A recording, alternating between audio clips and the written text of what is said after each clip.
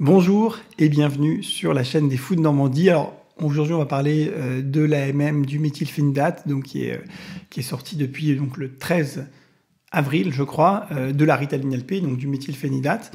Donc on a eu l'information récemment, j'invite à aller voir la vidéo que j'ai faite à ce sujet. La question maintenant qui se pose c'est quels vont être les contours de cette autorisation de mise sur le marché, hein? Alors oui, maintenant on le sait, le méthylphénidate chez l'adulte est un très bon traitement qui peut être utilisé donc, dans les TDAH modérés à sévères. Il n'y a pas forcément besoin que ce soit sévère, c'est juste et ça correspond à la littérature scientifique, donc moi ça me va très bien. L'AMM précise qu'il faut qu'il y ait eu des symptômes qui aient été bien identifiés, qu'on puisse bien identifier dans l'enfance, donc l'interrogatoire permettra d'évaluer ça, c'est tout à fait raisonnable. Et puis il faut que c'est un impact dans la vie professionnelle, personnelle, qui soit significatif. Ça me semble la moindre des choses. Donc il me semble que la description de l'AMM est raisonnable et ça fait plaisir. Et alors la question c'est quel sera le niveau de sérieux du reste de l'AMM, notamment sur la question des contre-indications. Vous savez que si vous regardez la fiche Vidal aujourd'hui du méthylphénidate pour les enfants entre 6 et 18 ans, elle n'est pas du tout à jour sur le plan scientifique. Pas du tout. Alors vous allez me dire, oui, une fiche Vidal, ce n'est pas un document scientifique. Vous avez raison, c'est un document administratif. C'est un document administratif qui est, par définition, je dirais, pas à jour, parce que les administratifs, c'est pas des scientifiques, c'est pas des chercheurs, ils font pas des mises à jour tous les 15 jours de leur fiche Vidal, et ils le font que de manière très irrégulière. Bon, mais il faut que ce soit mis à jour, parce que honnêtement, il y a plein de choses dans cette AMM chez l'enfant qu'on veut pas retrouver chez l'adulte et qu'on veut qu'elles disparaissent chez l'enfant, qui sont ridicules.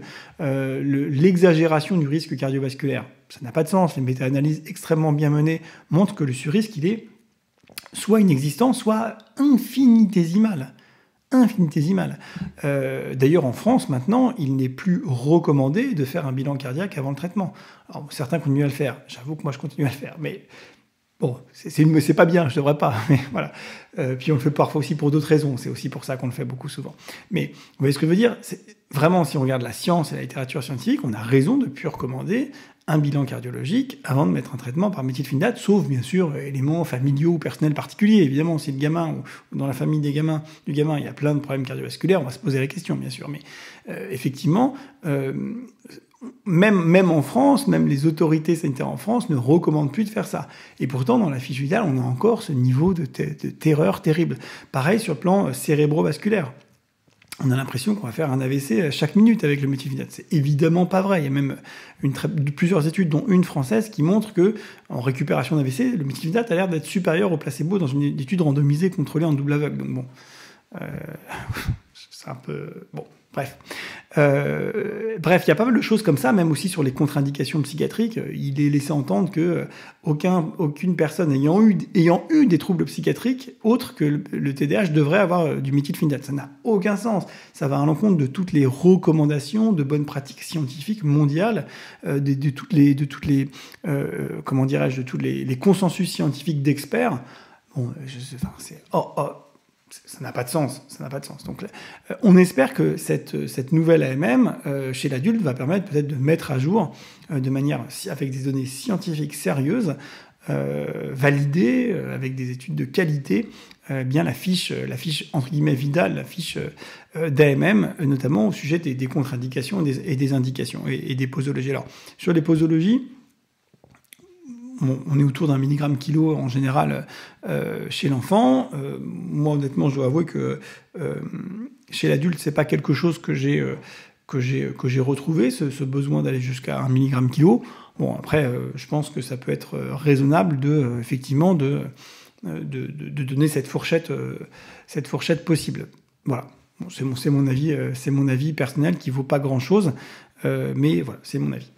En gros, l'essentiel des patients que moi je vois avec un TDAH adulte, ils sont dans les doses d'AMM de l'enfant. Sauf des gens qui ont un poids très très élevé ou une taille très très élevée. Mais 95% des patients adultes que je vois pour un TDAH ont un dosage dans l'AMM du dosage de l'enfant. Donc bon, voilà. Et tout le monde ne fait pas 60 kg dans les adultes. Voilà. Donc cet enjeu du dosage dans l'AMM me semble important, mais pas pas vital, quoi. Et voilà, il n'y aura pas besoin d'en faire des tonnes là-dessus.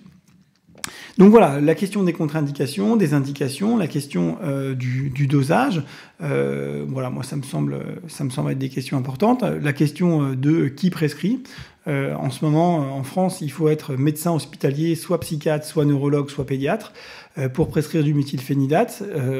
Alors, je suis biaisé parce que moi j'ai toujours été attaché à un hôpital, ou soit travailler vraiment à temps plein de place, soit attaché à un hôpital, mais moi, ça me choque pas. Ça me choque pas. Alors, on me dira à juste titre, bah oui, mais un docteur sans sa blouse qui est dans son cabinet libéral, il n'est pas plus bête qu'un docteur avec sa blouse quand il est à l'hôpital.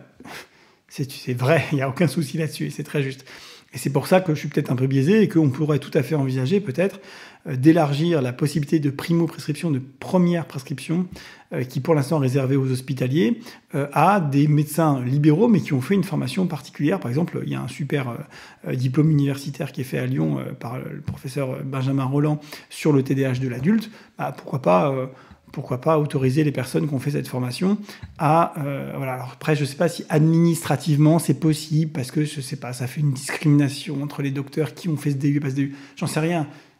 Peut-être que l'obsessionnalité de notre administration interdit ce genre de mesures de bon sens. Mais c'est comme ça.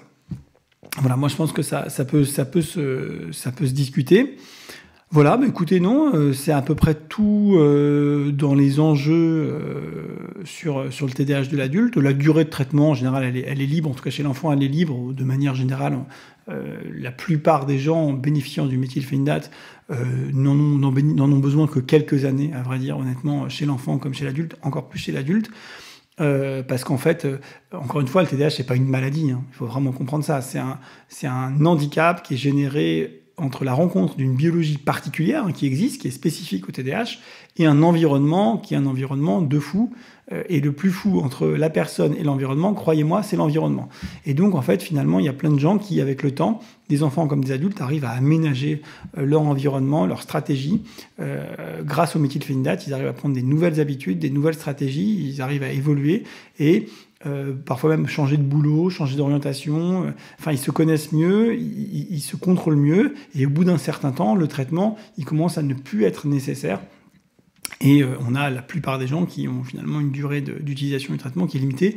En gros, à part les gens qui ont un environnement extrêmement contraint et qui devront le garder toute leur vie, la plupart des gens arrivent à modifier suffisamment leur environnement et leurs habitudes grâce au méthylphénidate pour ensuite pouvoir s'en passer. Je vous rappelle que c'est un traitement qui ne crée pas de dépendance, pas d'accoutumance, pas de sevrage. Il est d'ailleurs recommandé dans le Vidal de l'arrêter, par exemple, pendant les vacances ou parfois le week-end.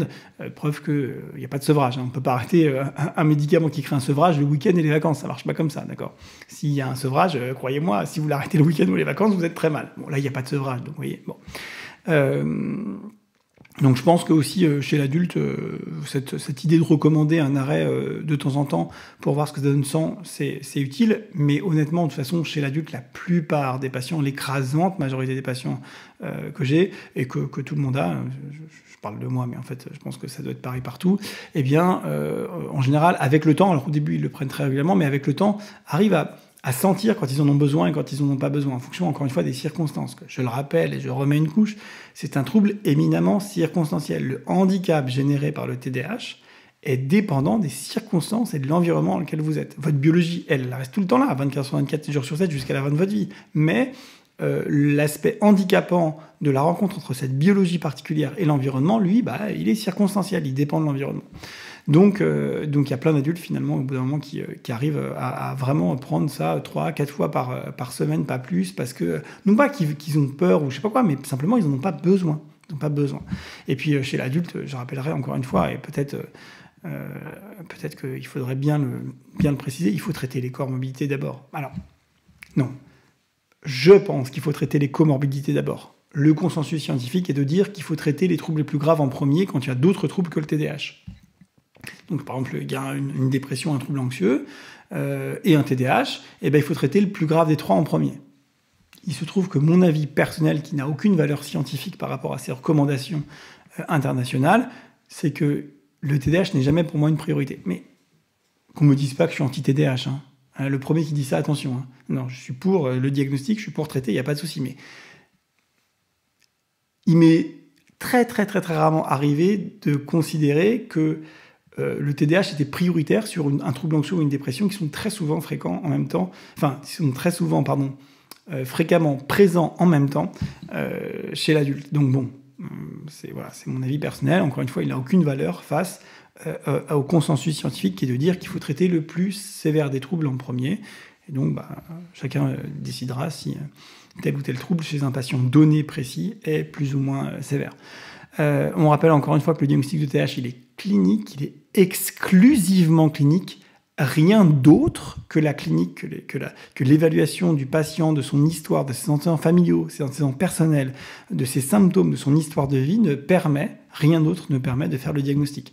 Aucun test, même un test clinique, aucun test ne permet de faire un diagnostic ou de dire qu'il n'y a pas de diagnostic. D'accord ? C'est pas autorisé, c'est pas comme ça que se fait la médecine, c'est pas comme ça que se fait la science, et ce n'est pas le consensus mondial.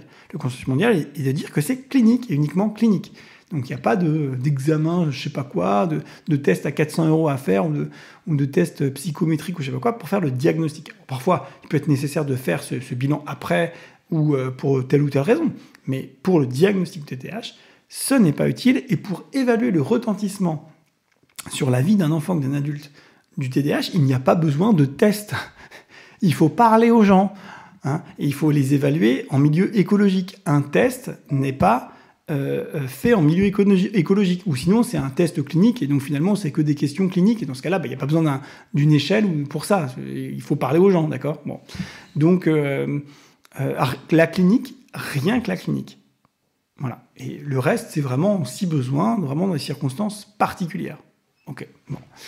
Voilà, écoutez, j'espère qu'on aura fait un petit tour rapide de ces bonnes nouvelles là sur le méthylphénidate. Vraiment, enfin, c'est un vrai soulagement. Moi, je l'annonçais à quelques patients, ils étaient vraiment soulagés. Ils se sentaient reconnus. Étonnamment, moi, je pensais qu'ils allaient être contents pour leur budget, en fait, qui est un remboursement dans les mois à venir. En fait, c'est surtout qu'ils se sentaient reconnus. Parce que en fait, ils avaient l'impression parfois, quand ils allaient chez le pharmacien, en fait, on leur disait mais qu'est-ce que c'est que ça ? C'est pour les enfants ? Est-ce que vous êtes sûr ? Mais est-ce que c'est pas le docteur qui a pété un plomb ? Est-ce que machin ? Est-ce que truc ? Voilà, donc du coup, ils se sentent reconnus et c'est très important. Et puis j'ai quelques patients chez qui on attend impatiemment le remboursement pour qu'ils puissent reprendre le traitement parce qu'ils n'avaient plus assez de sous pour le payer. Et on sait que ça avait été vraiment très utile chez eux, et donc on attend avec impatience qu'ils puissent être remboursés parce que parce que ça c'est terrible, ça m'agace terriblement. Enfin bon, c'est comme ça. Donc, écoutez, des bonnes nouvelles. Moi j'espère que cette vidéo vous aura intéressé. Vous me direz dans les commentaires si la qualité vous la trouvez bonne, parce que maintenant que j'ai la fibre au cabinet, eh bien, je peux uploader en 4K 60 images par seconde. Je vous dis à très bientôt. N'oubliez pas de liker, de partager, de commenter si ça vous a plu. C'est une manière de récompenser le travail.